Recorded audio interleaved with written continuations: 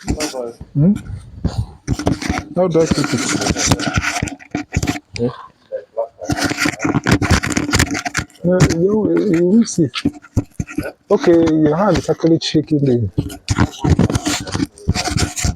Hello, hello. Okay. Is it okay like this? How I kept it? Okay. You can just. Uh,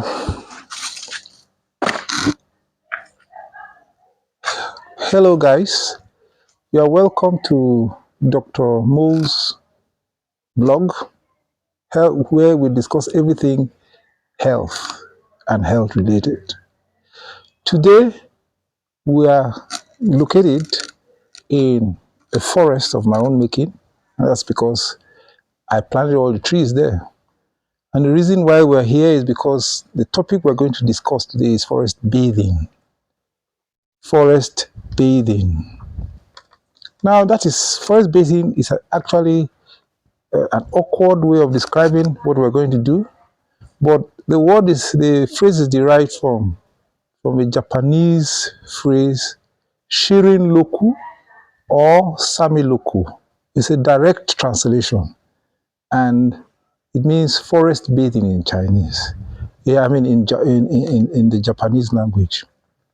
Now, in forest bathing, all you need to do is to go to a forest environment, either walk, stroll, sit under the canopy of trees in the forest, jog, meditate, or even pray. Any activity that you can do under the canopy of trees in a forest, rustic forest environment qualifies it as forest bathing. Now, the Japanese were the first people to discover the importance of forest bathing. When they discovered that when they took people from their urban environments and took them to a forest environment, okay, that the people, many of their health parameters improved significantly.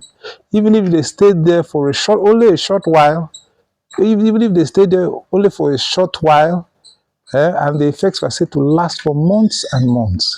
So they recommended that it's helpful for people to expose themselves to forest fauna, flora, and fauna for short periods of time, periodically, so that they can get these important benefits of forest bathing.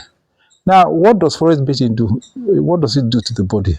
It's found that it decreases the level of stress hormones, such as cortisol and adrenaline. It reduces the activity of the sympathetic system, okay, and balances the effect of the sympathetic and parasympathetic system. We know that the sympathetic system is and adrenaline is what mediates the flight or fright reaction, flight or fight reaction, and keeps people on their toes. So when these hormones and the system is down regulated, it helps people to relax more. Now, it's also found out that people who spend time in those environments generally report that they have a general sense of well-being. Okay, they feel that they are well.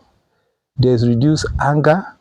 There's reduced anxiety score, and the depression levels also decrease. So the people, their mental state improves significantly. They also find out that after spending time in this forest environment, they are able to function better when they return to their workplace. They are able to focus more on their work, and they are able to achieve more results. So, forest bathing also has been found after analysis to reduce the level of pro-inflammatory cytokines. Okay, these are cytokines. These are factors that are released into the blood and mediate inflammation and cause chronic disease. And in fact, it's this chronic persistent inflammation that causes most of the chronic diseases that are associated with aging. The word inflammaging has been coined, not yet. The word inflammaging has been coined to explain this fact. So it's also found out that as a consequence of all these factors above, people that have high blood pressure tend to have their blood pressure mitigated. They tend to have lower levels of cardiovascular disease, and they tend to have lower levels of non-communicable diseases. These have all been found to be associated with frequent, regular, short trips to the forest environments to get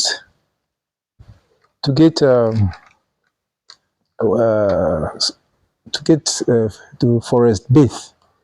Now, what are the things why is forest bathing important? One is that the forest air is cleaner because the trees tend to filter out all particulate matter, all the toxins in the environment, all the pollutants in the environment are filtered out so that the air in the forest is cleaner and healthier.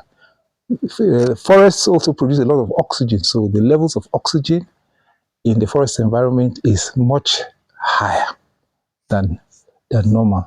But what mediates what the mechanism by which forest bathing helps mostly is thought to be due to chemical factors that are released by the leaves and barks of trees, and these are called phantosides.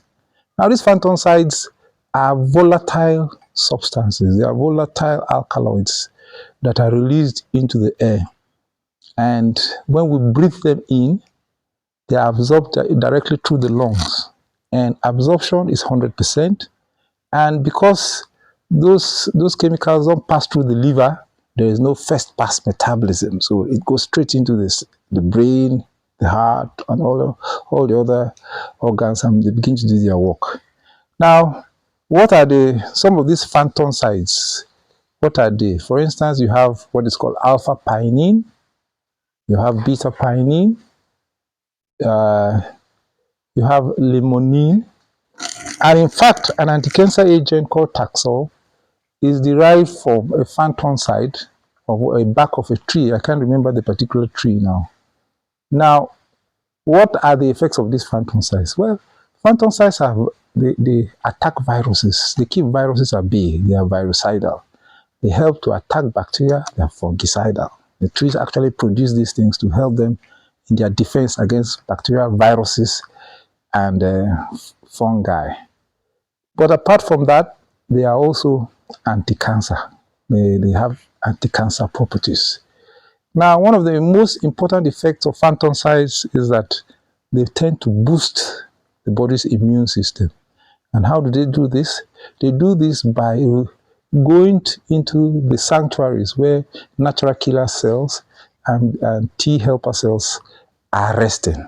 You know, normally these cells are located in those sanctuaries, in the spleen, in the thymus, and in the bone marrow, and they don't come out to patrol. And so sometimes when disease or cancer arises, before they can be attacked by these natural killer cells, they may have grown to this point that they now overwhelm the immune system. But when the natural killer cells are in constant patrol around the body, induced by these phantosides, okay, they patrol the body regularly, and they are able to pick out disease and cancer at the very early stages, and are therefore able to nip them in the bud. Finally, phantosides are also said to bring out stem cells. Stem cells are also located in sanctuaries that I've mentioned, and when the phantosides cause them to circulate, they go to the various organs of the body, and where there is damage, they regenerate, like in the liver and all the other organs of the body. They tend to cause regeneration. So, as I've said, forest bathing is very important. People should take time to go to a forest environment, to rest, to meditate. but to just walk around, read a book, and all that, and you reap the rich benefits that will accrue from that. Thank you very much. Let's listen to it now.